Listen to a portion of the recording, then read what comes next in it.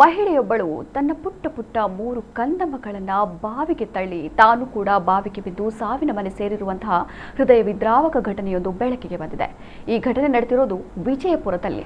28 ವರ್ಷದ ರಾಜಶ್ರೀ ತನ್ನ 3 ಮಕ್ಕಳಾದ 6 ವರ್ಷದ ಅನುಶ್ರೀ, 3 ವರ್ಷದ ತನು, 1 ವರ್ಷದ ಸಂತೋಷ್ನನ್ನ ಬಾವಿಗೆ ತಳ್ಳಿ ಬಳಿಕ ತಾನೂ ಬಾವಿಗೆ ಹಾರಿ ಪ್ರಾಣ ಬಿಟ್ಟಿದ್ದಾಳೆ.